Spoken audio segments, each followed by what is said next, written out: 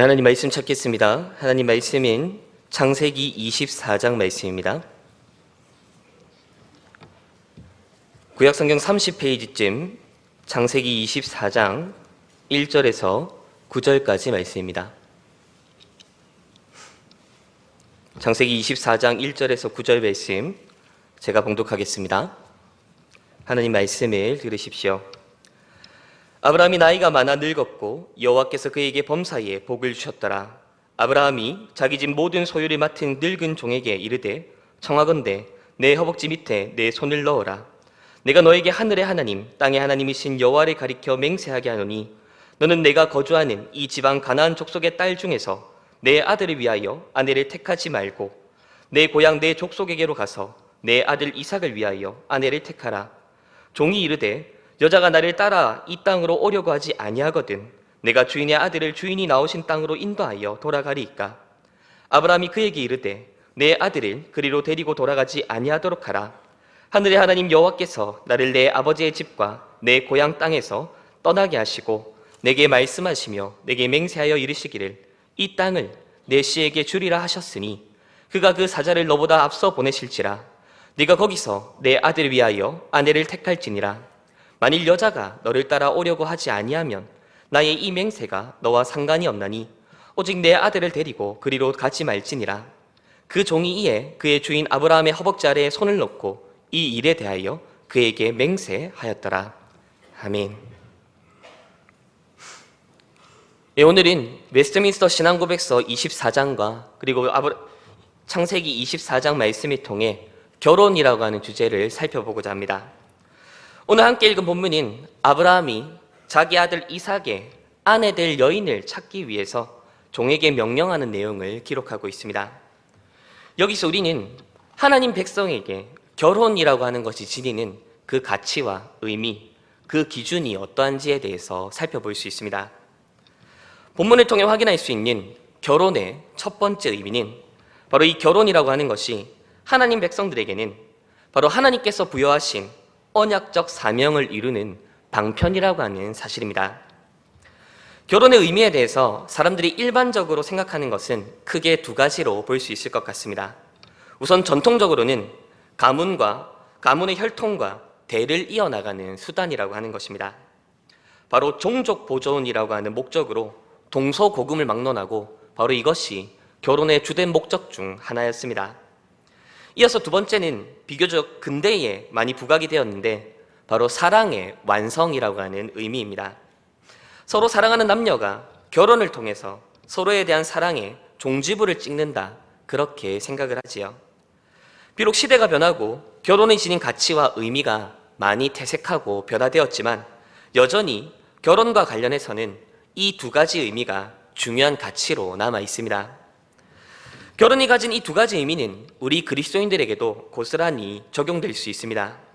우리는 결혼을 통해 자식을 낳고 우리의 혈통이 다음대로 이어질 것을 기대합니다. 또한 내가 사랑하는 대상을 향한 그 사랑을 결혼을 통해 더욱 깊고 풍성하게 사랑할 수 있기를 원하고 있습니다. 하지만 우리 그리스도인들에게 결혼이라고 하는 가치는 여기에만 머무르지는 않습니다. 우리 그리스도인들에게 결혼은 하나님께서 우리에게 부여하신 언약적 사명을 이루어 나가는 방편입니다. 바로 이것이 성경이 오늘 본문을 기록하고 있는 이유 중 하나이겠지요. 앞에서 언급했듯이 오늘 본문은 아브라함이 자기 아들 이삭의 아내 될 여인을 찾기 위해서 종을 하란 땅으로 보내는 장면을 기록하고 있습니다. 아브라함이 활동하던 그 당시 근동 지역에서 부모가 자기 자식의 배우자감을 구하는 일은 매우 흔한 일이었습니다. 오늘 본문에 기록된 이 내용들은 그 자체로만 보면 굳이 성경에 기록될 필요가 있는가 그런 생각이 들지요. 굳이 다루지 않더라도 성경의 흐름에 크게 지장을 주지 않을 것 같은 이야기입니다.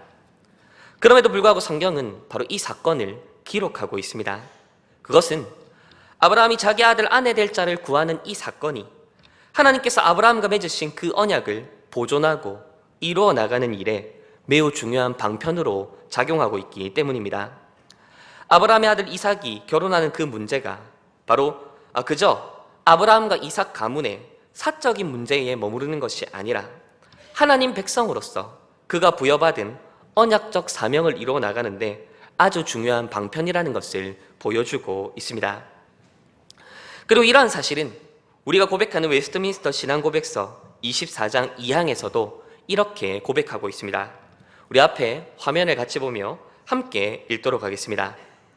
결혼은 남편과 아내가 서로 도우며 적법한 자녀를 통하여 인류를 증가시키고 거룩한 자손을 통하여 교회를 왕성하게 하기 위해 그리고 부정을 막기 위해 제정되었다.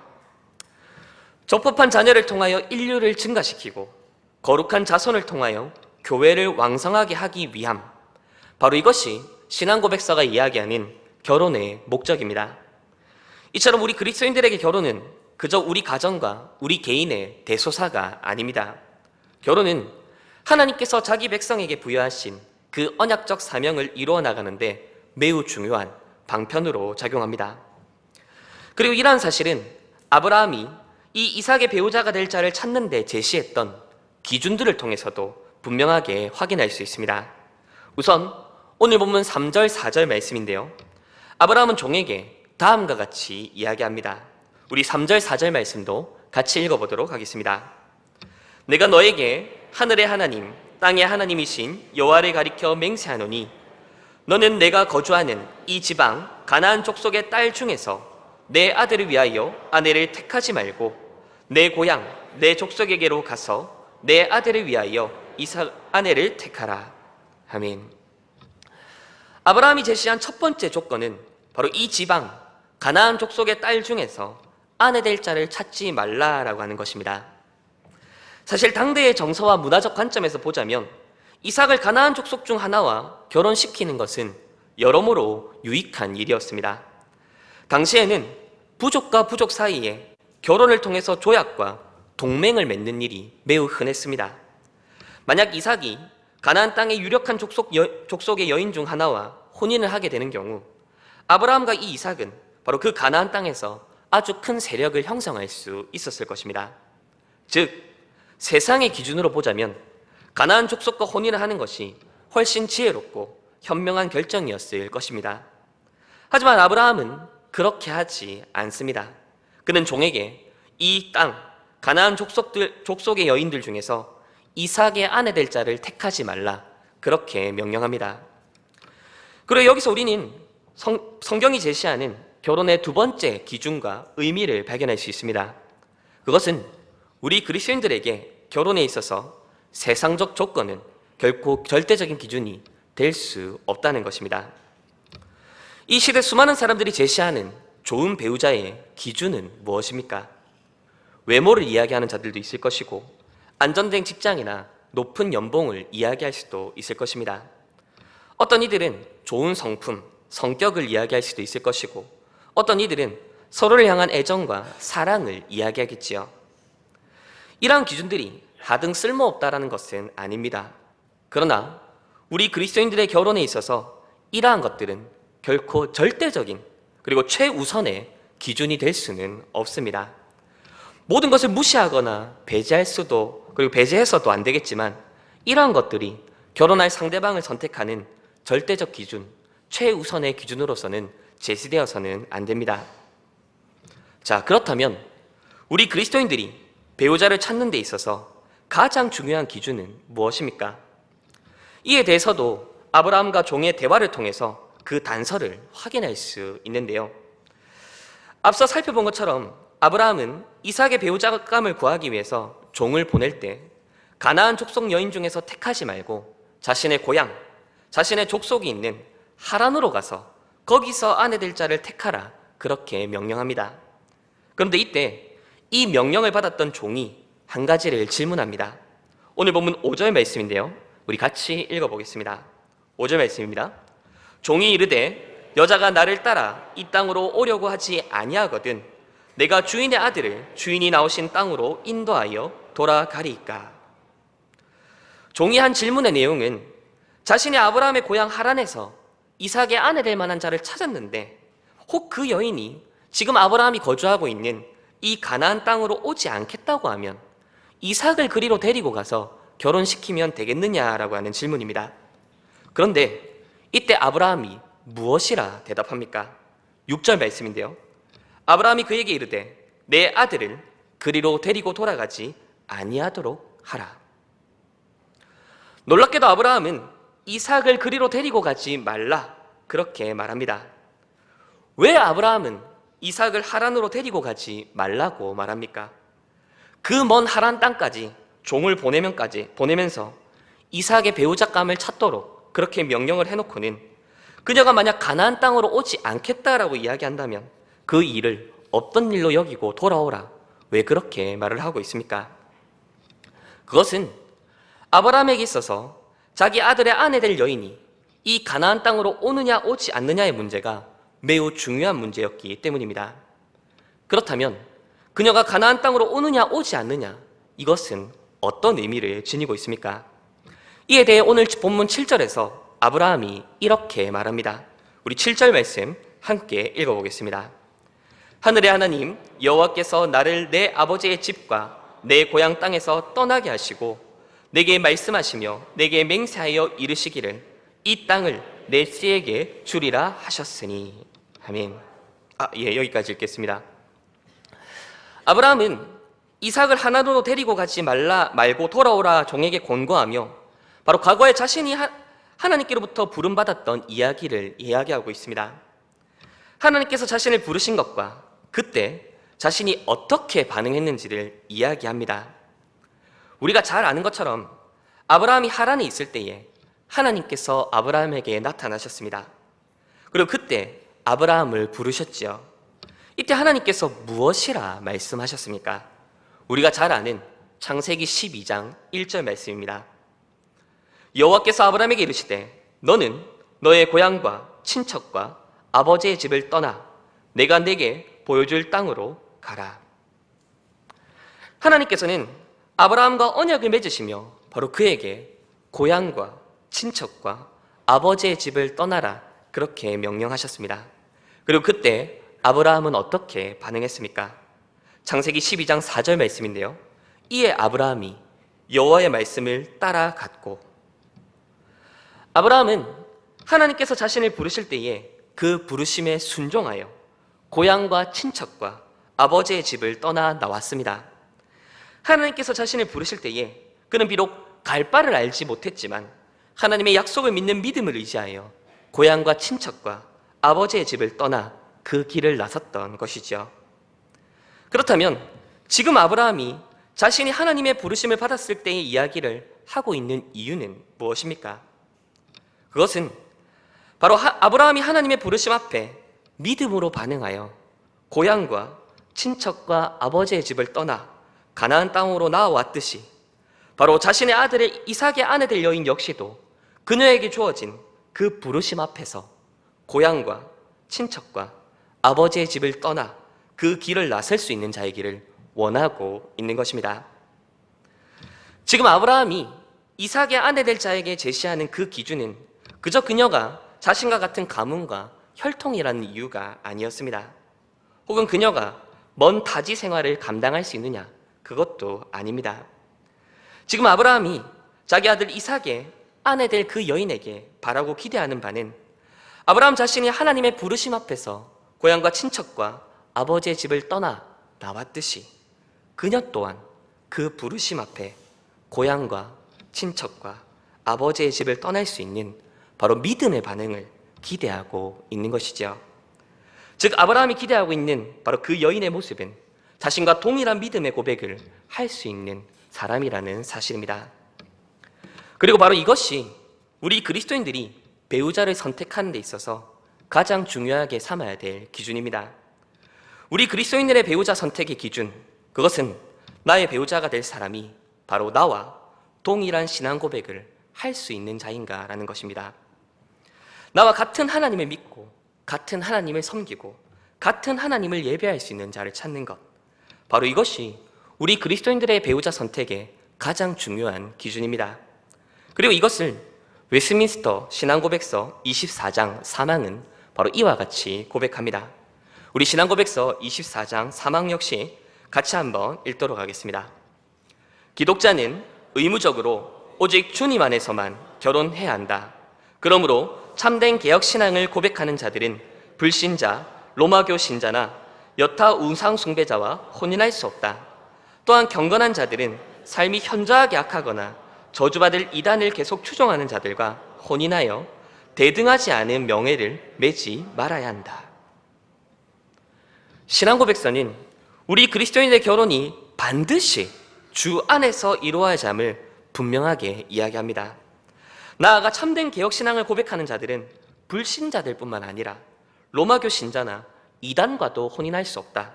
그렇게 이야기합니다. 이 말은 무슨 의미입니까? 그것은 나는 하나님을 믿는다, 나는 교회를 다닌다라고 하는 그 정도로 기준을 삼지 말라는 것입니다. 천주교 신자도 하나님을 믿고 이단들도 자신들의 방식으로 하나님을 믿습니다.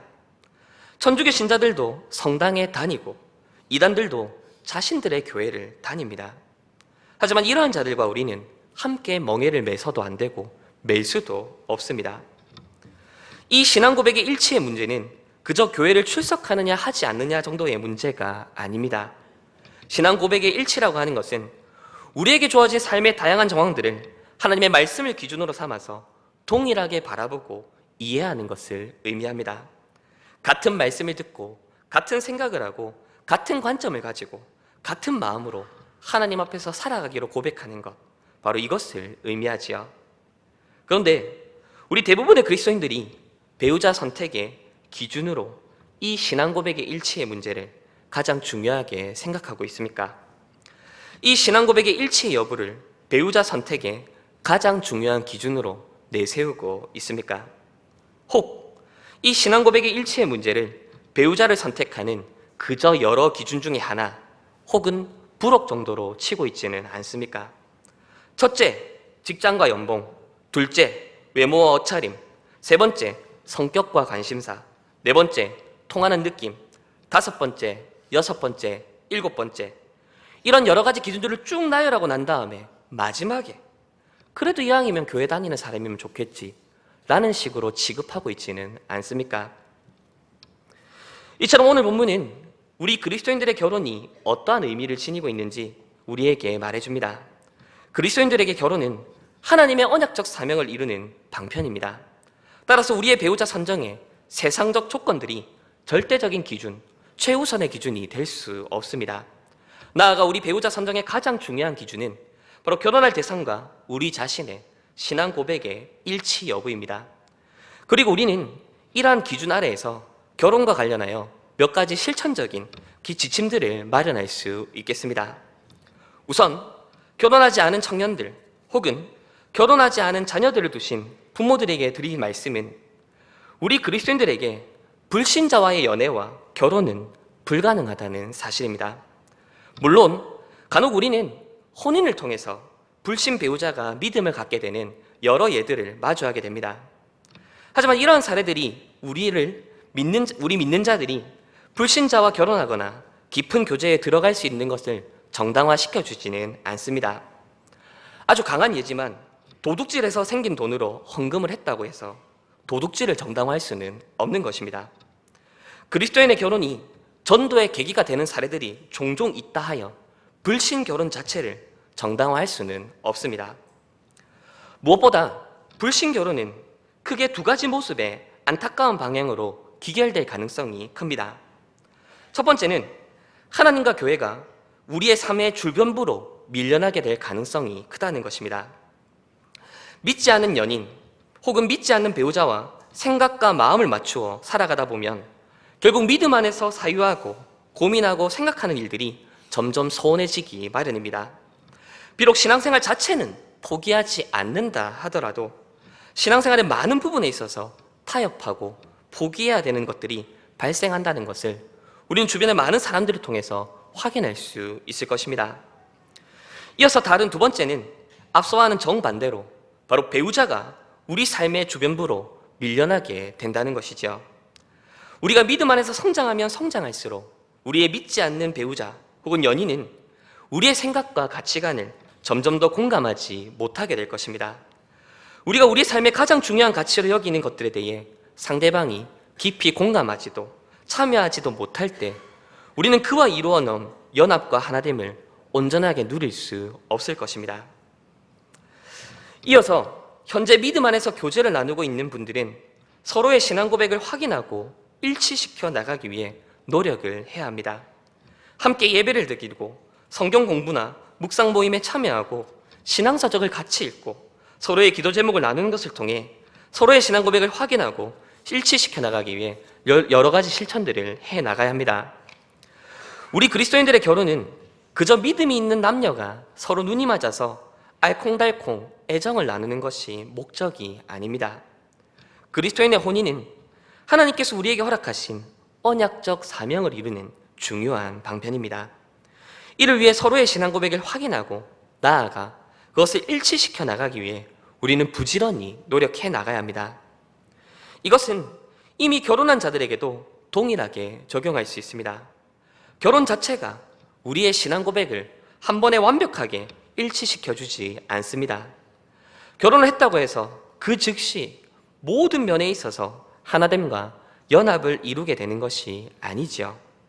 삶의 다양한 영역에서 때로는 서로 다른 생각과 의견을 품을 때도 있는 것처럼 신앙의 문제 역시도 마찬가지입니다. 따라서 결혼한 이후 우리는 더더욱 우리 서로의 신앙 고백을 일치시켜 나가기 위해서 최선의 노력을 다해야 합니다. 그러나 안타까운 것은 많은 사람들이 오히려 결혼을 한 이후에 이런 노력을 소홀히 여기는 경우들이 많다는 사실입니다. 결혼을 하기 이전에는 서로가 서로에게 뭔가 신앙적으로 잘 보이기 위해서 이런저런 신앙적 활동과 노력들을 많이 하는 경우들이 있습니다. 그러나 정작 결혼을 한 이후에는 이런 신앙적 활동과 노력에 소홀해지는 경우들이 종종 있지요. 하지만 이러한 모습은 결국 이런 신앙적인 활동과 노력들을 결혼을 위한 도구와 발판으로 이용하는 꼴입니다. 신앙적 활동과 우리의 경건 생활은 우리 결혼을 위한 발판과 도구가 아닙니다. 오히려 결혼이 우리의 믿음과 경건을 위해 존재합니다. 이 가치를 뒤집지 않기 위해 우리는 결혼한 이후에도 지속적으로 신앙 고백의 일치를 위해서 부지런히 애쓰고 노력해야 합니다. 함께 예배의 자리에 나아가고 같은 말씀을 듣고 들은 말씀을 나누며 그 말씀을 붙들고 함께 기도해야 합니다. 함께 성경 공부에 참여하고 신앙서적을 읽고 생각과 가치관을 공유하며 일치시키기 위해 노력을 해 나가야 합니다. 이처럼 우리 그리스도인의 결혼에 있어서 가장 중요한 기준은 신앙 고백의 일치입니다. 물론 처음부터 모든 것이 완벽하게 일치하는 사람은 존재하지 않을 것이고 찾을 수도 없겠지요. 하지만 바로 이 신앙 고백의 일치라는 목표 아래에서 우리는 함께 노력할 수 있는 사람, 그렇게 하나님 앞에서 함께 자라갈 수 있는 사람, 바로 그 사람을 만나고자 우리는 애쓰고 노력해야 합니다. 그런데 이렇게 서로의 신앙 고백을 확인하고 서로의 신앙 고백을 일치시켜 나가기 위해 노력하기에 앞서서 먼저 전제되어야 될 것이 하나 있습니다. 그것은 바로 우리 각자가 바른 신앙 고백 위에 서 있어야 한다는 사실입니다. 나와 저 사람의 신앙 고백이 일치하는지를 살피기에 앞서서 우리 스스로가 먼저 바르고 분명한 신앙 고백 위에 설 수 있어야 된다는 것이죠. 우리 스스로가 바른 신앙 고백 위에 서 있지 않으면 상대방이 나와 같은 신앙을 고백하는 사람인지 우리는 분별할 기준을 가지지 않습니다. 그러한 기준이 존재하지 않을 때 우리는 그저 이성에 대한 그 호감을 마치 우리 자신과의 동질성으로 착각합니다. 그렇게 제대로 된 살핌과 분별 없이 그저 상대방과 통하는 어떤 통하는 느낌, 그것을 마치 신앙 고백의 일치인 것처럼 착각하거나 합리화시켜 나갈 가능성이 매우 큽니다. 따라서 우리는 우리와 짝이 될 상대방의 모습을 살피기에 앞서 먼저 우리 자신의 신앙 고백을 바르고 분명하게 세워 나가야 합니다. 말씀을 통해 하나님 앞에 우리 자신을 세워야 합니다. 하나님의 말씀 앞에 우리 자신을 세우지 못하는 자는 다른 사람을 하나님 말씀 앞에 세워 살필 수 없습니다. 매우 상투적으로 들릴지 모르지만 누군가의 좋은 남편, 누군가의 좋은 아내가 되기 이전에 하나님 앞에 바른 신자가 되기를 추구합시다. 하나님의 은혜로 새롭게 변화된 마음과 바로 그 안목으로 이 믿음의 길을 함께 걸어갈 반려자를 찾는, 또한 반려자로 자라나가는 우리 모두가 되기를 바랍니다. 이제 말씀을 맺겠습니다. 오늘 우리는 아브라함이 자기 아들 이삭의 배우자감을 찾는 그 모습을 통해 그리스도인의 결혼이 지니는 의미와 기준에 대해서 살펴보았습니다. 우리 그리스도인들에게 있어 이 결혼은 그저 단순한 개인과 가정의 대소사가 아닙니다. 우리 그리스도인들에게 결혼은 하나님께서 부여하신 언약적 사명을 이루는 중요한 방편입니다. 이에 따라 우리는 배우자를 선택하는 데 있어서 세상의 조건이 아니라 신앙 고백의 일치를 최고의 기준으로 삼아야 합니다. 우리는 먹든지 마시든지 무엇을 하든지 다 하나님의 영광을 위해 하는 자들입니다. 하물며 하나님께서 친히 제정하신 결혼은 언제나 주 안에서 이루어져야 하는 일임을 우리는 잊지 말아야 합니다. 아무쪼록 결혼에 대한 성경적 이해를 분명하게 붙드는 가운데 우리의 결혼 생활과 우리의 가정 생활을 통해서도 하나님께 영광을 돌려드리는 저와 우리 성도님들 그리고 우리 언약의 자녀들 되기를 우리 주님의 이름으로 축원드립니다. 기도드리시겠습니다. 말씀하신 아버지 하나님, 이 시간도 말씀으로 친히 우리에게 찾아와 주시고 주의 교훈으로 우리를 깨우치시니 참으로 감사합니다. 늘 우리가 주 안에서 같은 믿음과 같은 신앙을 고백할 수 있는 자들과 함께 멍에를 매야 된다는 것을 다시금 말씀을 통해 확인하게 하시니 참으로 감사드립니다. 바라기는 이 믿음과 이 고백, 이 악하고 폐역한 세대 가운데서도 끝까지 잘 지켜나가는 우리가 되게 하시고, 특별히 결혼을 앞두고 있는 우리 청년들, 우리 대학생들이 이 믿음의 기준에 분명히 서서 믿음 안에서 아름다운 가정을 이뤄나갈 수 있도록 하나님께서 이끌어 주시옵소서. 또한 이미 믿음 안에서 가정을 이룬 가정이 있다면 하나님께서 그들에게도 동일한 믿음을 허락해 주셔서 바른 믿음, 바른 신앙 안에 서로가 하나 되기 위해 애쓰고 힘써 나갈 수 있게 하여 주시옵소서. 또한 특별히 믿지 않는 가정자들과 함께 멍에를 맨 자들이 있다면 하나님께서 그들에게 긍휼을 베풀어 주시고 그들이 믿음으로 돌아와 복음을 받아들이고 하나님 앞에서 같은 믿음을 고백하며 살아갈 수 있도록 하나님께서 우리 가정들을 붙잡아 주시고 이끌어 주시옵소서. 감사드리며 우리의 신랑 되신 우리 구주 예수 그리스도의 이름으로 기도드립니다. 아멘.